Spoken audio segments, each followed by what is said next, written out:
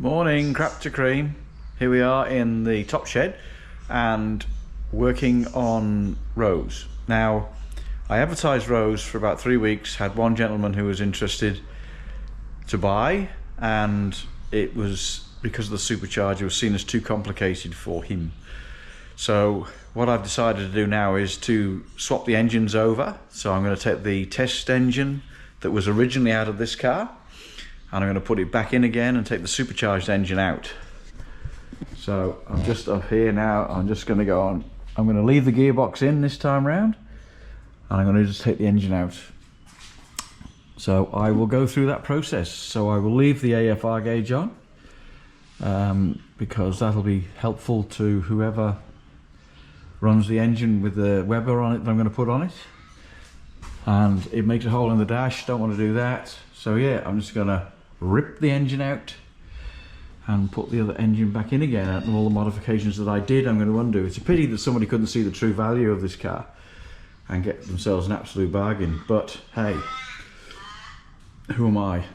I am just a pawn in this game of chess. So right, so I'll just progress taking the engine out and show you at various points. So I'll use this as a bit of a reference for myself when I put the other engine back in, because I want to know where all the bits go, because of the starter motor there, wiring on that. All right, we'll call that quits, and I'll go up top when I've finished underneath. So I'll just give you a bit of an update of where I'm up to right now. So what I've done now is I've taken all the bolts out of here that I can take out.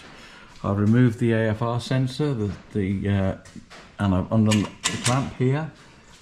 So I've taken all these bolts out as far as I need to up here, and the bottom bolt out of the starter motor, which you can't see because it's in the dark. So the only thing I have left to do underneath now is to drain the water, and that because that's the clips above the on top. I'll have to get that from on top. So there you go, that's all that underneath. So that's all that done, and the exhaust undone, so I can just slide the extractors or headers, whatever you want to call them, off relatively easily with the supercharger. All right. Hello again. So here I am now, about an hour and a bit in. So I've got the radiators out, all the hoses are disconnected, belts are off, radiators out. So I've just got to take the supercharger off, and I've got to disconnect the starter motor and get the starter motor out. So there's only one bolt holding the starter motor in. Take that out. Take the rest of the bolts out of there, and I don't have to take this out. Don't have to take this out now because it's only coming forward about 2 inches, because I've got the gearbox is staying in this time. So I'll just take the exhaust off, supercharger off, and then I'll just let the bolts go on the engine mountings, and then take the rest of these bolts out over here, and then we're done. So yeah, I just thought I'd give you a quick update. Bolts everywhere, screwdrivers, all sorts of stuff everywhere.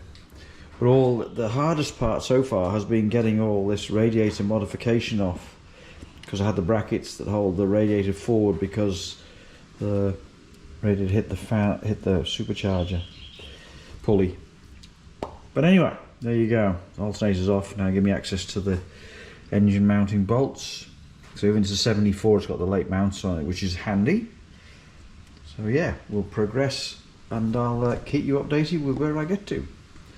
I won't do music and watch me turning spanners, because it takes a lot of time, and you may not find that bit the interesting bit. So this is where I've got to. All right, I'll give you an update, I suppose, before I lift the engine out. So here we go, roughly 2.5 hours in now. Engine's more or less ready to come out. I'm not going to lift it out today. So everything that needs to be disconnected and removed has now been removed and disconnected. Need to move that fuel line out from in there and put that somewhere jammed in there. So yeah, I've got one bolt left holding the gearbox and the engine together. I've let the exhaust go completely. It's difficult to get those extractors in and out with the engine not lifted, so I haven't bothered trying to wrench them out because they're ceramic coated. Everything's pretty well disconnected and removed on this side. There's no bolts left in this side, so I'll put the rocker cover back on overnight. I'm looking after the, well, my wife and I are looking after the grandkids tomorrow, so we won't be doing any progress tomorrow. And I also might get asked the question, like, why did I not just put the standard carburetor back onto this engine? Well, this engine has a decomp plate fitted in here, so I would have to do the engine, like take the cylinder head off, and also this pulley down here. That's a special pulley because it's got the supercharger belt drive on it. So I've decided I've got the spare engine in the shed, and therefore I'll just swap the engines over. It's quicker and easier and a lot less risk, because the engine in the shed has now been test run, woohoo, and this engine has proven itself with the supercharger on it. It hasn't got anything fancy on it apart from the decomp plate, but I don't want to open myself up to an element of risk by now taking the head off this and then putting a new head gasket on and then possibly selling the car on. I just prefer not to do that to someone, you know, but it's only run 10 miles, 10 Ks or whatever with this new cylinder head on it. I'd rather give them a tried and tested engine with a cylinder head that doesn't leak or anything else. So that's just who I am. So that's why I'm doing what I'm doing. And then, yeah, for this engine, I don't know yet. I might put it in my other B. I might do something else with it. I honestly don't know. But this engine goes with the supercharger. I may decide to take this decomp plate out of this engine and return it to a standard engine and put on the test stand, etc. But I've got also my other project to focus on now, being the Range Rover Classic. So I need to get some money in the bank. So I'll sell this on and then, yeah, progress the other project. All right.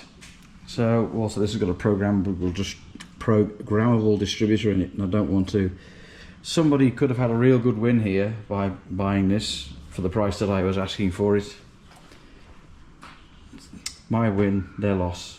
Anyway, it is what it is. So we'll progress with the removal on Saturday, I think, if I'm not doing anything else. And then, yeah, we'll go from there. So I'll say bye for now. Before I finally go, I'd just like to say thank you for subscribers and for comments and all that other wonderful stuff that goes on in the background. And yeah, as with a lot of other people's channels, 75–80% of people who watch the channel aren't subscribed. So if you feel like subscribing and keeping in touch with what goes on with this car, and also what's going on with my new project, the Range Rover, please subscribe and yeah, come on the journey with me and then see where we end up. All right, I will finally say goodbye for now. Have a nice weekend.